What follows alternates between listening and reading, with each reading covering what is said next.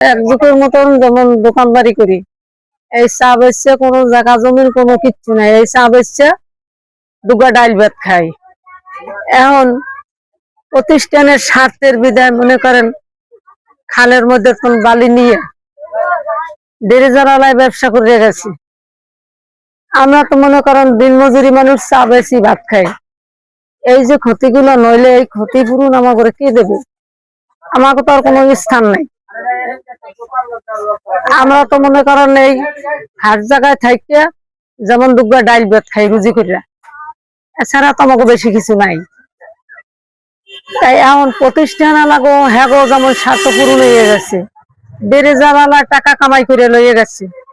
প্রতিষ্ঠান ছাড়া বাইরে মনে করেন আর যাই ভারত যায়, যারা মনে করেন এলাকার লোক হ্যাগো স্বার্থের লোক, কেউ রাস্তা বানছে, কেউ কেউ বিড়ি আসছে, এই সাইডের দোকানগুলো পড়ে গেছে।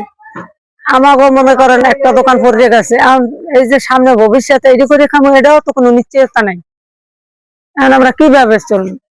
এই ক্ষতিপূরণ আমরা চাই। পাশাপাশি যারা এই কর্মকর্তা করছে তাকে কঠোর বিচারক। স্যার, আমার এই দোকানটা দিয়ে আমি আমার 4টা বাল বাচ্চা লইয়া আমি সংসারটা চালাই। এবং আমি এই স্কুলে পড়ালেখা করি। এলাকার সবাই খাল পারে আমার একটা দোকান, সবাই মিলে আমার এই জায়গা ডুব দিছে যে তুমি এইয়া দিয়া চলে ফিরে খাও। স্যার, আমি দোকানটা উঠেছি। এখন আমার এই দোকানটা এলাকার বাসীর কিছু মানুষ এই বালি নিচে আর স্কুলের কাজের নির্মাণের জন্য এরা বালি নিচে, তারপরে আমরা একবারে বাধা দিছি। এরা বলছে তোমার ক্ষতি হবে না। এখন স্যার আমার এই দোকানটা পড়ে গেছে। আমার মানে এখন আমি যে কি করব, আমার কোনো কিছু নাই স্যার। আমার এই দোকানটা কালকে কিছুদিন আগে পড়ে গেছে। জায়গা দিয়ে হেরা ওই বালু উঠেছে স্কুলের কথা কইয়া, তারপর আমরা হেরা স্কুলের বালু কোথায় গুণ আনবে না আনবে, আমরা তো এটি হ্যাঁ করে কইছিলাম। চেয়ারম্যানেও শোনে নাই। চেয়ারম্যানের কাছে বলা হয়েছে যে আপনারা এনে কোনো স্কুলের তো হেনে কোনো বালি স্কুলের দিয়ে উড়াইন না, আমরা অন্য হেন দিয়ে উড়ান। আরো হেবার হেরা হনে নাই, আরো আশেপাশে মাইসে রাস্তাঘাটের দিয়ে বালি বুলি হেরা হেন দিয়ে রাস্তাঘাট মিশে রাস্তাঘাট দিয়ে বালি উঠাইছে, বাড়ি ঘর ভরছে। এখন আমার সব দোকান মোকান আশেপাশের দোকান পাটেও বাড়ি ঘরে বালি দিয়ে ভরছে হেরা। আমরা কইছি, মানা করছি, হেরা মানা আমাকে কথা শুনে নেই। তাই এবার শেষকালে আমরা অনেক বারণ করছি যে আপনারা দেখেন আমরা গরিব মানুষ, আমরা কিস্তি তুললে অনেক কষ্ট করে আমরা দোকানটা তুলছি।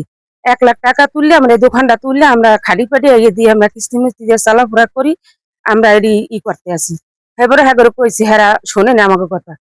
আমার ছোট্ট একটা মিনি ডেরেজার আছে এবং আরও এলাকায় অনেকের আছে। আমি ওই মিনি ডেরেজারটা দিয়া বাড়িতে যারা পুষ্কুনি কাটে এবং যারা বিটি করে, এইটা আমি আর কি অনেকের এটা করে দেই, বা অনেকের এর মাধ্যমে কথার মাধ্যমে হইলে এদের এই কাজগুলো করে দিই। এবং সরকারি আমার সাথে ইউনিয়ন পরিষদের চেয়ারম্যান কথা বলছে যে আমাদের একটা স্কুলের সরকারি স্কুলের কাজ আছে এবং স্কুলের সরকারি খাল, ওখান থেকে কিছু বালি তোলবা, আমার কিছু কাজ করে দেয়। তাদের আমার কথাবার্তা মেলছে, আমি তাদের বালি উত্তোলন করছি। এখানে তো আমার কোনো ভুল নেই। যদি হয় তাহলে ওই এলাকা স্কুল কমিটির মাধ্যমে যারা করছে এরা করাইছে, আমি করছি। ভুল এদের, আমার তো কোনো ওখানে নেই।